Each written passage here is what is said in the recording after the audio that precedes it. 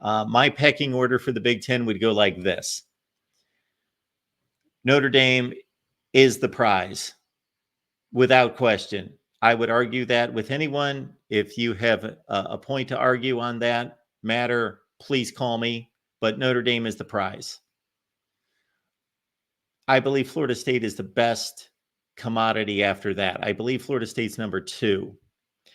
There are reasons that I believe Miami could be argued as number 3. I believe number 3 actually could be argued between Miami, North Carolina, and Clemson in different ways, but I will give the nod to Clemson. But their success might be tied to, not that he's done it by himself. I'm not saying that. It takes more than one man in all these instances, but I want to see Clemson do it without Dabo Swinney. Now, maybe he has built that brand and that program to the point where they can now just hire capably and keep that going. And of course, they have fallen off for 3 consecutive years, but they're still a force to be reckoned with. But to take the football into account, the popularity of the brand, the prestige of the brand, the academic institution, it's really a close call between Clemson, North Carolina, and Miami for me. I have said for years that if I'm the Big Ten, Notre Dame aside, they are the goal. They're the prize. Take them number 1. Notre Dame aside, I go get Florida State and Miami. I've said that for years, even before USC, Oregon, UCLA, Washington. Go get those 2. The Big Ten checks off all the boxes.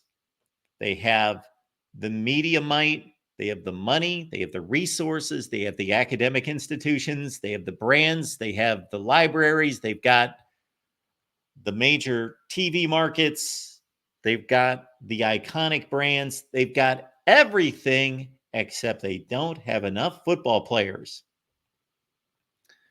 So I'd go to Miami and Florida State. I would wrap up Florida, and that would open up recruiting. And certainly if I was the Big Ten, I would want Miami to come back to some extent and be viable. But that would not be my primary focus, is that I was picking up the Miami of 2000. No, it would be more about, okay, we've got a foothold in South Florida now. We have a school there, and that is going to help the other schools to recruit down there. There is only one school in the Big Ten that can consistently go to Florida and be in a battle for any top player. We know who that is. It's Ohio State. They're the only school that goes to Florida and is in the running for whatever top players that they want. They don't win them all. I'm not saying that. I'm saying they're in the running. They're the only school that's listed from the Big Ten repeatedly with top players from Florida. But this would help other schools to get in the running for those players as well. Again, I'd go after Miami and Florida State and Notre Dame. Those would be my 3. If I'm in the boardroom and I'm just a football guy, the academic, what word am I looking for? The academic types, academicians. What? I've lost my ability to pronounce that word. I have lost my ability to even know how that word is pronounced. That's strange. Anyway, the presidents and chancellors, they would have to convince me on the academic portion of things, which favors North Carolina and Virginia. You'd have the basketball consideration. You'd have the media consideration. But if we're just talking about football and football on the field, and then also the extension of that would be the recruitment and the access to players. I think I already produced this video at one point. I think I did. Add Notre Dame, Florida State, and Miami. People are going to go nuts. 21 teams. Mark, that's not an even number. 7-team divisions. I worked out a nice schedule. You play the 6 teams in your division. You play 3 other games against the other 2 divisions. You've got a nice little setup. 21 teams in the Big Ten. Notre Dame, Miami, Florida State added.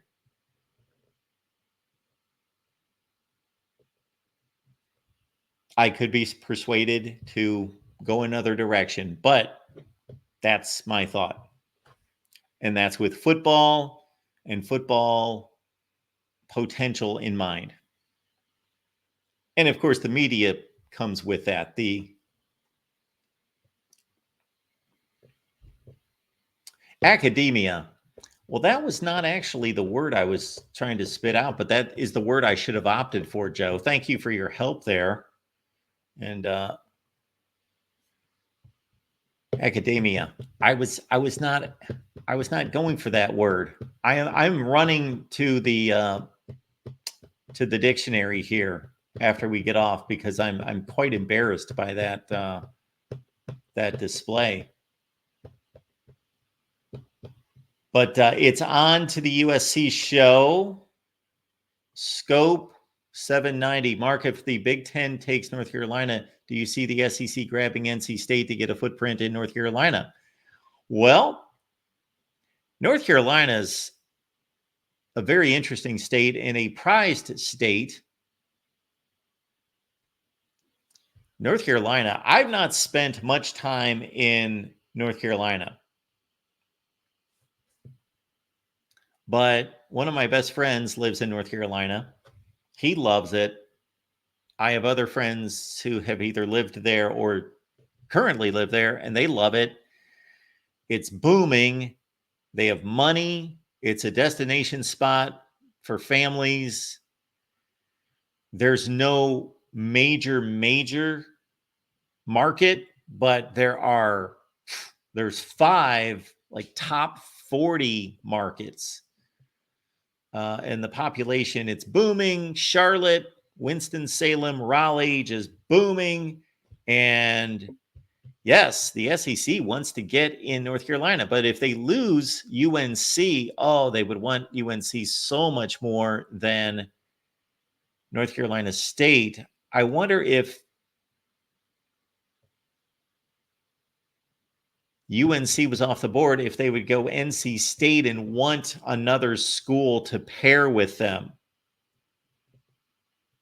If it would be important for them to get NC State and Duke in the SEC. Boy, Greg Sankey would have a conversation to have with Duke officials to say, you're playing football in the SEC.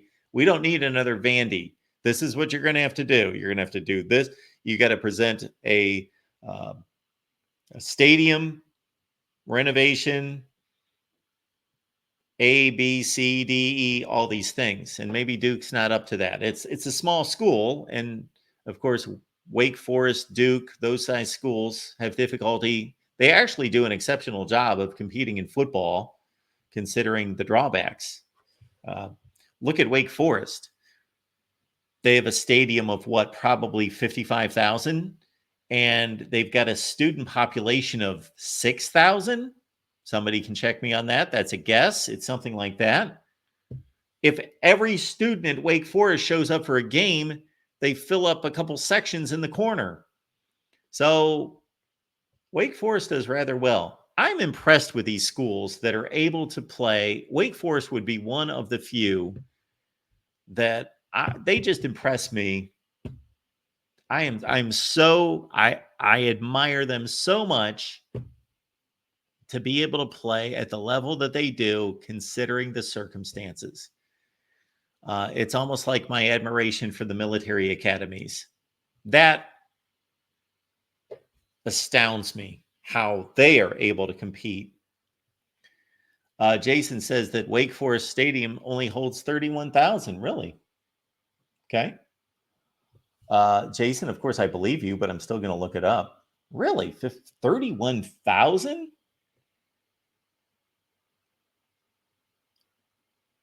Is it Truist? It's a Federal Credit Union Stadium. 31.5. Look at that. Okay. Well, what's the enrollment? So I stand corrected. The first thing out of my mouth was going to be 40. because I was thinking about the stadium. It reminds me of when I first started covering the SEC. I still remember the first day I went to Scott Field in Starkville at Mississippi State. I had just arrived there, just got the job, sports department there at the CBS station there. And I went out to Scott Field and probably for a press conference. And just remember looking at the stadium, and it's completely different now. They've closed it off. They've added seating. They've modernized it. Then it just looked like a huge, enormous high school stadium.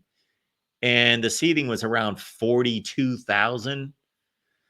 So anyway, the enrollment at Wake Forest is 8,900. So let's say 9,000. So again, if everyone goes to the game from Wake Forest, they can't fill a third of the stadium.